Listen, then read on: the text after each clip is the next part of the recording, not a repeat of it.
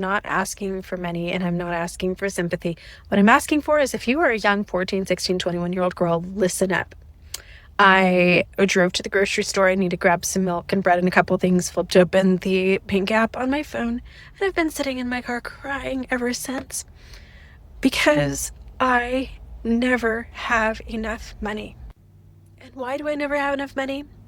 Because when I was a 19-year-old girl, I fell in love. My Mormon faith told me that I was supposed to be a stay-at-home mom. I got married. I started having babies. I dropped out of college. I never had a career. My only jobs that I ever had in life were a waitress at the Olive Garden and managing a pretzel maker in a mall. Oh, my first couple years of marriage, I decided that I wanted to be an entrepreneur, so I bought a windshield business. I was 20. And my Mormon stake president reminded me that women weren't supposed to work, so I quit my own business, handed it over to my husband, took my name off of it. I would work our family business throughout the next 24 years of my marriage, but I never got paid. I didn't have a salary. My name wasn't on it. I literally worked for room and board. That's it. Prepared. It's one of the most important words that you will ever speak. And I wish that I could take a time machine back to like 1994 and teach this to my 20-year-old self. We prepare for a lot of things in life. We prepare for adulthood by going to school. We prepare for jobs by also that education and work experience and putting together resumes. We prepare for emergencies with seatbelts and insurance and fire drills. We prepare to buy a car, to have a baby, even go on a weekend camping trip like I'm trying to drum up this week. But you know what we don't prepare for? Marriage. Not really. What we do prepare for is a wedding. We pick the vibe, a color palette. We do cake tastings, but we don't prepare for what comes after the wedding party, especially not the possibility that the marriage might end. And here's the truth that nobody says out loud. If you're not planning the end of the relationship at the beginning, you are not planning for happily ever after. You're just gambling. And I know this all too well because that's exactly what happened to me. That little video snippet was me 2 years ago this month. And what had happened that night is I had genuinely driven to Trader Joe's, and as I sat in the parking lot knowing that we needed some milk, some bread, some bananas, and just a few basics, I flipped open my bank app on my phone. And I saw that instead of the $60 I thought was in there, I only had $20. And I didn't have another paycheck coming up in the future. Now, on my TikTok, I had made a commitment that I was going to document every good, bad, and ugly aspect of my life, escaping domestic violence and 24 years of Mormon trad wife life. So I had actually opened the car door and was getting out of the car on my way into Trader Joe's when I decided I'm just going to close this door, sit back down in my seat. I had tears running down my face. And I said, I'm just going to do a little video diary here and capture this moment. And that was real and raw and what happened that night because I was not prepared. Ready on the set? Let's try this again. I'm Jenny Gage, and this is Life Take 2.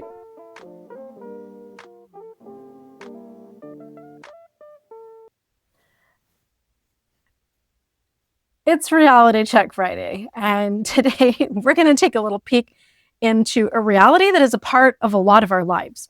And for those of you who aren't in this yet, it might seem like it could never happen to you. For those of you like me who've gone through it, you may wonder why you didn't see this as a possibility for your future. So let's talk reality. Thousands of women wake up one day and realize that the man they built their life around is gone. Gone because of death, gone because of divorce, gone because he left her for someone else, like a 19-year-old escort, not to get too personal here. Gone because he never really was there emotionally in the first place, gone for a bunch of different reasons. And now she's standing in the ruins of her own life with no savings, no job, no degree, and sometimes no house, no transportation, no food for herself and her children. And it's not because she wasn't smart, not because she didn't love him, not because she didn't work her ass off to be the best wife and mom that she possibly could. No, she's in this position because she did not prepare. She thought love was a guarantee. She thought marriage was a safety net. She thought we was going to be her forever status on her Facebook page. Having gone through all of this myself, my biggest question was, why did nobody warn me? Is one of the things that nobody talked about as I was getting married. Nobody talked about while I was married. Nobody talked about with me as the marriage was falling apart. And I still don't understand why. So I guess I'm the one who gets to tell you all the gritty details. I did an interview, I think it was the People magazine journalist who called me the black label warning on marriage. She said, it's like the cigarette pack that says you could get cancer. You are that for marriage. Whoever said it, I feel like it's appropriate and I'm going to own it. The dirty little secret is nobody teaches women to prepare. We teach women to please, to partner, to pour ourselves out in our relationships, to be beautiful, to be agreeable, to sacrifice, to keep the family together. We tell little girls to dream of a wedding. We tell boys to dream of building and providing. And so many women are out there treating love like it's job security. But a man is not job security. A man is not a paycheck. Say it with me, ladies. A man is not a plan. Never was, never should be. I always say a man can be your bestie, your lover, your boyfriend, your fiance, your husband, your partner. He can be whatever you want him to be, but he cannot be your life plan because he will fail. Current data is that about 50% of marriages end in divorce, and that goes up for second and third marriages. So second marriage is 65%, I think third is around 73%. While you're married and raising children, you have a 70% major catastrophe chance. And those numbers include things like divorce, death, disability, job loss of the primary caretaker, and then big things like pandemics, natural disasters, medical diagnoses of one of the other family members, like you have a handicapped child or you get cancer. And the sad thing is that we as women pour a lot of ourselves into everyone else like they matter the most because we haven't been taught how to prepare for our relationships, really important relationships like being a wife, being a mother, in a way that treats us like we matter. A lot of us end up with breadcrumbs at some point in our lives because we weren't prepared.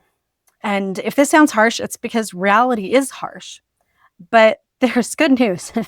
You can avoid this and still have relationships and start preparing today, even if you didn't in the past. So right now, today, start preparing like your future depends on you and you alone. Because honestly, it does. We don't have these things in place in society to where we can just sit back and enjoy ourselves. And the men aren't going to take care of us. Statistics, like I've alluded to, have already proven this. It's absolutely mind-boggling to me to look back at my life and how I was prepared for my husband and my children to matter and to make sure that their lives were perfect and happy and taken care of. But I didn't prepare like I mattered. And that's why when everything fell apart, I ended up with breadcrumbs and my ex-husband was just fine. So here's a list of things that you can do as a woman that will actually prepare you for marriage, that will prepare you for a safe, happy future where nothing can be taken away from you. Number one is get all the education that you need to be able to provide for yourself the rest of your life before getting married. Learn a trade, go to college, finish your degree. Maybe it's an apprenticeship or something else that helps you to be able to generate revenue, but that should be your only focus before you're able to build a relationship with somebody. Number two, 25. It's the only lucky number that you ever really need. You are not fully emotionally or neurologically developed until age 25. So you should not be making lifelong commitments anytime before that. View those years after you leave your family of origin and age 25 as preparation for who you will be the rest of your life. You should be exploring. You should be dating all the people. You should be figuring out what you're going to do with your time. And most of all, you should be making sure that you are financially, physically, and emotionally ready to blend your life with a partner. Just because the law says 18 is adulthood does not mean that you are ready to get married. Number 3, live like you will always live alone. Even if you never are, even if you're happily married for the next 60 years, you should live with the mindset that no one is coming to rescue you, because maybe no one will. And that doesn't make you bitter or unromantic or pessimistic. It just makes you prepared. That's all. Number 4, no assumed childcare falling on the mother. Childcare is not a female duty, it's a human responsibility. Ask the question early when you start planning your family: how will we raise these kids? And that we should permeate every aspect of childcare. And maybe that looks like putting the kids in daycare. Maybe it's alternating stay-at-home years. He takes a little time off from his career. You take a little time off your career. Obviously, it's important for the new mom to have that time off in the beginning so she can recover from the birth and spend a little time nursing the baby if she wants to do that.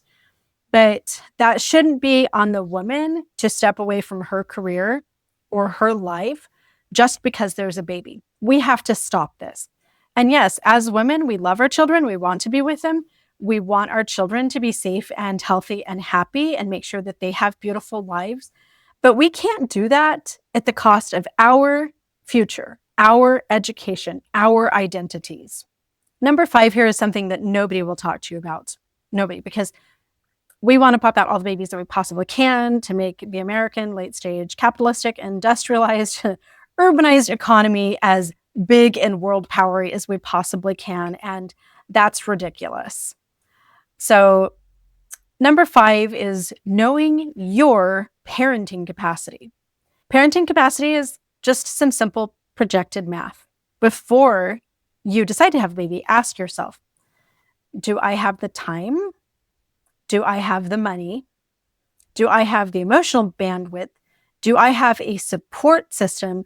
And do I have the health and age necessary to parent this child at least to age 18? Again, factoring in the possibility that you may have to do that completely on your own.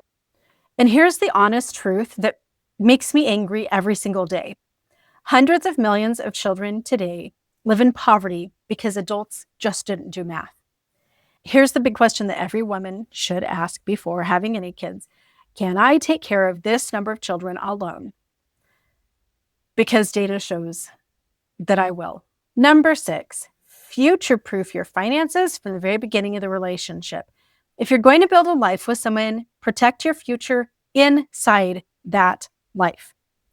So start off with life insurance. This is a big one. That should be mandatory. People spend all this money on the wedding and then they don't get life insurance.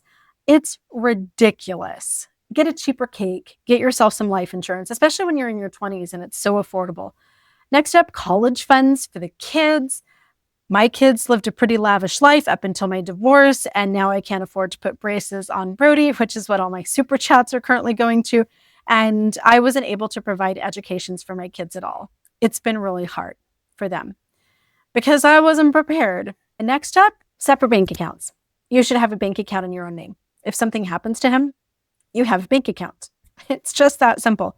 You should talk to an attorney to make that bank account non-divisible. I'll talk about spousal trust in the next point. Lastly, in this category, a relationship free from abuse, red flags, or financial secrecy. If any of that stuff is going on, end the relationship because it will eventually compromise your future. And don't just trust him. In all of this, trust the paperwork. Put the paperwork in place. The relationship can be whatever the relationship is going to be. Number 7, and I actually teach my clients that if you only do one thing, that this should be it, and that is the spousal trust fund.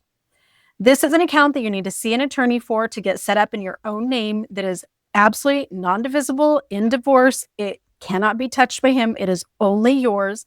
And you have an agreed upon amount that goes in every month, because if there's any income disparity or you're taking more time off of work to have babies, then that's going to come back to bite you in the end. The spousal trust fund is everything. Now, any couple, no matter how tight your budget is, should be able to put in at least $250 a month, which is $3,000 a year. I recommend $500 a month going into this spousal trust. The math on that for me would have been life-changing. $500 a month is $6,000 a year. At the end of my 24-year marriage, I would have had $144,000 sitting in a bank account. I wouldn't have been homeless. My whole YouTube and TikTok would probably not exist. My kids would not be sleeping in the back of a car, couch surfing with friends. We wouldn't have had to have drinking expired milk and cut the moldy crust off of breads. That spousal trust would have completely changed our lives. And it's also beneficial for the husband. Jake wouldn't have had to have been ordered to pay the alimony and child support that he didn't pay. Now, I do think that every parent needs to contribute to the support of the child, regardless of a spousal trust. I think that child support should be automatic and mandatory, and until that child gets through college. But the fact of the matter is that less than 40% of child support is ever collected, and some of that child support is collected long after the child turns 18 with clawbacks from Social Security and things like that. So you can't control or count on child support. I've learned that, obviously, the hard way. The spousal trust, by the way, should be non-negotiable. And this should be talked about when you're engaged and you're planning the wedding, when you're planning to have children. Make sure that this gets put in place.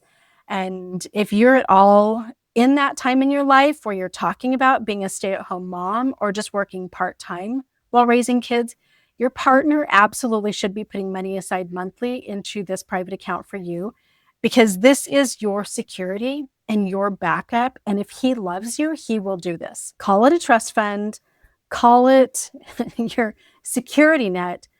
Whatever you call it, though, make sure that you get it in writing. The number 8 thing that we need to be prepared for marriage is community. Now, part of this is the deadbeat grandparents need to step up. Let's stop pretending that society is a one-mom show. If you're a grandparent who shows up once a year for a birthday party or texts your grandkids once in a while, you're not only part of the problem, you are the problem. Kids need a village. They need multiple safe adults, and moms and dads need breaks. We humans are designed to be multi-generational tribal systems, and the tribal decay is having the most impact on women and children. And I'm personally sick of it. As a woman who has absolutely no extended family, this is a killer. And for humans, community isn't optional. It is a matter of survival. So we can't control that grandparents aren't grandparenting and aunts and uncles and communities are breaking down.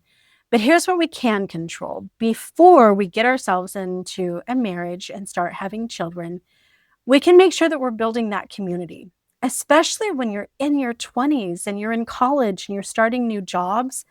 Psychologically, after leaving our families of origin, we go through this phase in our early 20s where we are creating our new family, which is why I'm still friends with most of my college roommates as a 50-year-old woman. So build that community.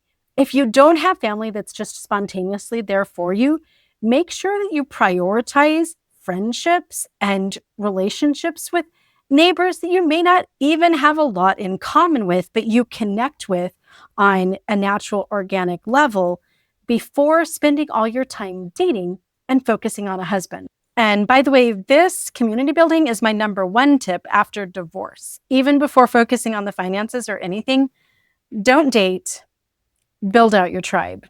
And that was my absolute secret to happiness. And I've seen a lot of people who that has impacted immensely. Now, if this all sounds like a lot, that's because it is a lot. Because motherhood is a big deal. Marriage is a big deal. And women have been told for far too long to just wing it and hope for the best. Too many goddamn Disney movies in our society that are twisting our brains into thinking that it's okay to step into marriage and motherhood just on a wing and a prayer with a little bit of fairy dust and a pumpkin. Hope is beautiful, and I love that we have fairy tales to lean into, but preparation, that's power. I just want to encourage all of you to choose yourself loudly. Here's the truth no one told most of us, and certainly didn't tell me. You are allowed to protect yourself. You are allowed to prepare. You're allowed to choose yourself boldly, loudly, before, during, and after love. A man is not a plan. A ring is not a rescue. A baby is not a band-aid on a mediocre relationship. And romance will never be a replacement for financial freedom, mental peace, or safety. So prepare like it's all on you, not because you're alone, but because you are the foundation of your life. And when your life is strong, you get to choose love. Never depend on it to survive. You don't need a hero. You need a strategy. And I just gave you one. And just as a little personal note here, as I've transitioned out of my Mormon tradwife life where I had absolutely no preparation into a second long-term relationship, Kevin and I are about to celebrate 6 years together here in a couple of weeks. I began to prepare and implement all of these strategies into my own life, and it has been absolutely life-changing for myself and my children. Now my relationship is relational. It's not transactional. And while we do combine our resources for our home and food and some other items, I am not completely dependent on Kevin, and he is not my game plan for life. I am that for myself. And it actually intensifies our connection and love because it's not all tangled up with money. Now, I'm just going to ask you, if this message hit home, please share it. Not because it's viral material, but because it's vital. Send it to your daughter, your sister, your friend who's in love, but maybe losing herself a little, or that single mom you know who feels like no one sees what she's carrying. And also drop a comment below. What's one thing you're doing to protect your future right now? Hit subscribe because I'm here to say the things we wish someone told us sooner and to be all y'all's big sister that you never knew you needed. And remember, your worth is not tied to anyone else's willingness to love you. You are the plan.